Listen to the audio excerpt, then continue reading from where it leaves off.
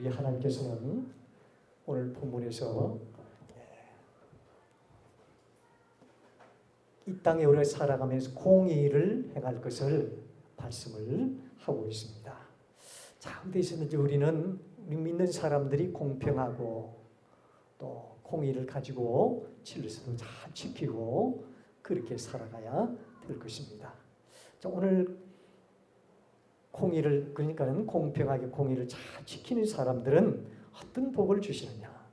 15절 하반절에 보면 그리하면 네 하나님 여호와께서 네게 주시는 땅에서 네 날이 길리라. 하나님은 공의의 하나님이세요. 그리고 질서의 하나님이시다. 그렇게 말씀을 드릴 수 있습니다. 제가 한 번은 이렇게 시장에 재래시장에 갔는데 보니까 저도 시장 구경을 뭐 이렇게 좋아서 간 것이 아니고 한번 가본 적이 있어요. 어떤 할머님이 연세가 제가 보기에는 한 80대 중반쯤 되는 분이신데 이분이 이제 농사를 많이는 하지 못하고 아주 이렇게 집에서 조금 이렇게 길러가지고 시금치를 팔아요. 시금치를 파는데 이 바구니에 수북하게 해가지고 1,000원밖에 안 해요. 콩나물도 수북하게 해가지고 1,000원밖에 안 해요. 그래서 보니까 저렇게 해가지고 어떻게 남겠느냐. 이 남을 길이 없는데 보니까 이 바구니 그 가운데가 조금 이렇게 올라왔더라고요. 올라왔어요. 그래서 보니까 그렇게 많지도 않고 적지도 않고 그렇게 파신 모습을 봤어요.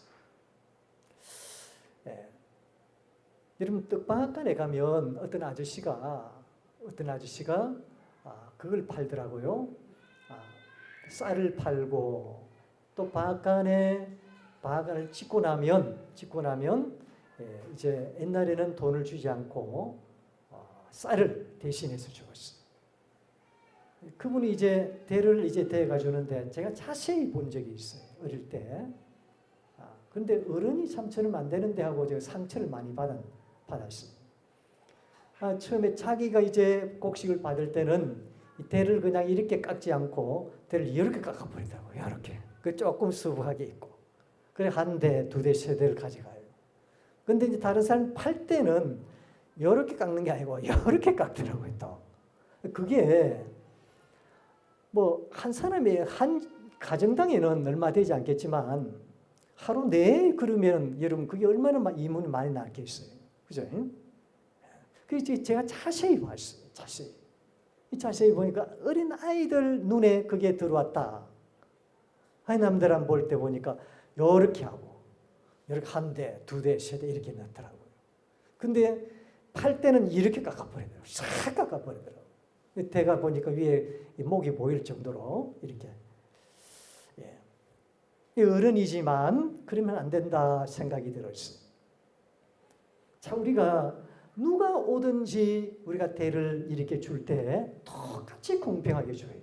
그죠? 공평하게. 똑같이 깎아가지고 이렇게 한 대, 두 대 이렇게 줘야 되겠죠.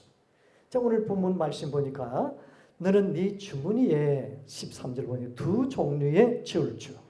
큰 것과 작은 것을 넣지 말 것이며. 자, 주문 이제 제비뽑기도 마찬가지고 그는 고대 시대 때는 제비뽑기 또 선거할 때 뭐 할 때 이럴 때 이 주머니 속에 이 큰 것과 작은 저울추를 있는데 똑같은 저울추를 넣어가지고 공평하게 아무나 잡으면 이게 어떻게 된다 그래야 되는데 그때 당시 큰 저울추와 작은 저울추 넣어가지고 그 사람 오늘은 내가 작은 저울추였으니까 작은 저울추를 끄잡아내면 그게 나중에 혜택이 많을 것이다.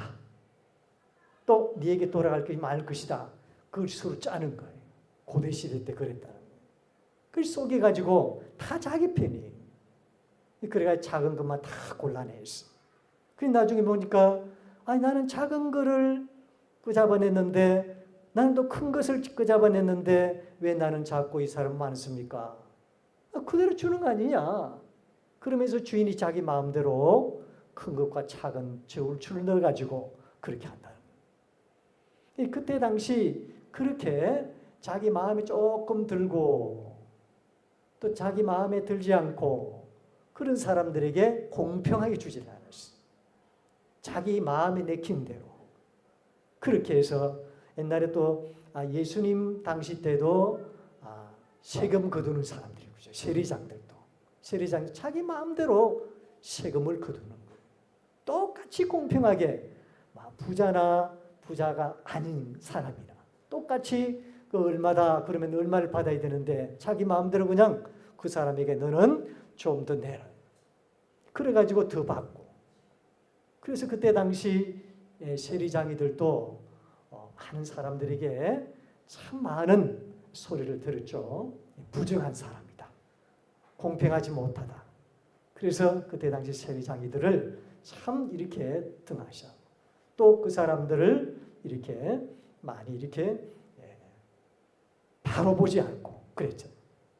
그래서 이 구약시대 때는 이런 일들이 너무너무 많이 일어났어요. 그래서 너희들은 항상 사람을 볼 때도 공평하게 보라는 거예요. 또 공정하게 하라는 거예요. 또 공의롭게 그렇게 하라는 거예요. 하나님이 우리에게 원하시는 것은 항상 질서 있고 공의롭게. 여러분 우리 창조 질서도 그렇죠. 창조 질서도 그냥 하나님께서 사람이고 뭐고 전부 한꺼번에 있으라 해버리면 다 있어질 수도 있어요. 근데 왜 첫째 날, 둘째 날, 여섯째 날, 일곱째 날 왜 그렇게 첫째, 둘째, 셋째 그러면서 빛이 있으라 또 궁창 또 새와 달 또 뭐 조류 그 다음에 해와 달, 별 이런 식으로 왜 첫째, 둘째, 셋째 이렇게 하나님께서 만드셨습니까? 창조 질서 때문에 그런 거예요. 하나님은 질서의 하나님이시다. 또 공의의 하나님이시다. 그 하나님을 우리에게 보여주시는 것입니다. 그래서 우리 교회 안에도 마찬가지죠. 그리스도 안에서는 모두가 다 공평하고 또 모두가 다 하나예요. 우리 마태복음 1장 족보 속에도 이런저런 사람들이 다 함께 하나가 되지 않았습니까? 그리스도 안에서는 예수 믿는 사람들은 다 하나라는 거예요. 예수 잘 믿다. 그러니까는 부자도 가난한 자도 과거에 어떤 일이 많이 있어도 없어도 또 많이 배워도 배우지 않아도 다 그리스도 안에서는 공평하고 하나이다. 우리 하나님은 보실 때 너는 부자니까 너는 공부를 많이 했으니까 그렇게 해서 또 복을 더 주시는 게 아니에요.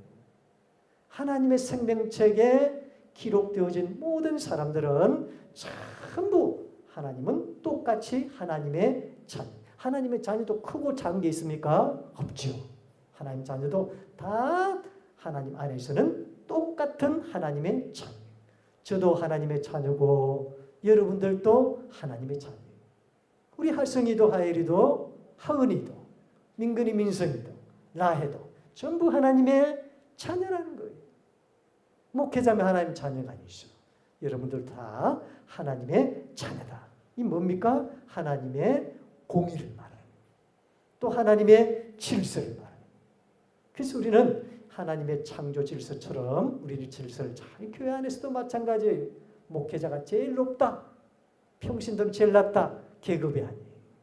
교회 안에는 절대 계급이 있을 수가 없는 거예요. 교회 안에 목회자로 세운 것은 목회자로서의 사역이 있는 거예요. 역할 분담이. 그리고 똑같이 하나님 안에서는 목사님도 집사님도 권사님도 우리 어린아이들도 똑같이 하나님의 자녀로 보는 것은 우리 하나님은 질서의 하나님이시다. 공의의 하나님이시다. 그렇게 말씀을 드릴 수 있습니다. 자, 혹시 여러분들 살아가면서 직장에서뿐만 아니라 또 이웃들과 함께 교제하면서 교회에서도 마찬가지고 가정에도 마찬가지고 어디 있든지 사람을 공평하게 대해요. 우리 마음이 또 우리 생각이 우리 시선이 선입견을 가지고 이 사람은 못 배웠으니까 이 사람 내보다 가진 것이 없으니까 내보다 아는 것이 없으니까 그러면서 그 사람을 시시하게 본다든지 그 사람을 또 나무란다든지 그 사람에게 또 내가 또 이상하게 본다든지. 예수 믿는 사람들은 절대 그래서는 안 돼요. 다 똑같이 하나님 안에서는 동등한 공의의 눈으로 봐야 된다. 이 사람은 큰 저울추고 이 사람은 작은 저울추가 되면 안 돼요. 똑같은 저울추로 똑같이 저울을 달아야 돼요. 그죠? 똑같은 저울을 가지고 똑같이 달아야 돼요. 그게 우리 하나님의 창조 질서 속에 공의를 우리에게 보여주신 것입니다. 저와 여러분들, 우리가 어디에서든지 차별하지 않고 선입견 가지지 않고 공평한 마음으로, 공의의 마음으로 질서 있게 하나님의 자녀답게 우리가 그들을 보는 모습으로 하나님처럼 공의와 질서를 잘 지켜서 오늘 우리에게 주시는 이 복, 그리하면 네 하나님 여호와께서 네게 주시는 땅에서 네 날이 길리라. 하나님께서 영원토록 함께 하실 것이라는 그런 축복을 우리에게 허락하셨습니다. 근데 공의롭게 살지 못한 자들은 어떻습니까? 16절 같이 읽어보면 시작. 이런 일들을 행하는 모든 자, 악을 행하는 모든 자는 네 하나님 여호와께 가정하니라. 가정하다. 하나님께서 가정하다. 이렇게 말씀하고 있습니다. 저와 여러분들, 우리가 공의의 눈으로, 공평한 마음으로 우리가 모든 이웃을 대할 때, 모든 사람을 비울 때, 대할 때 공평하게, 공의롭게, 또 하나님의 질서를 잘 지키면서 하나님의 자녀답게 살아가는 저와 여러분의 삶이 될 수 있기를 주의 이름으로 축원합니다.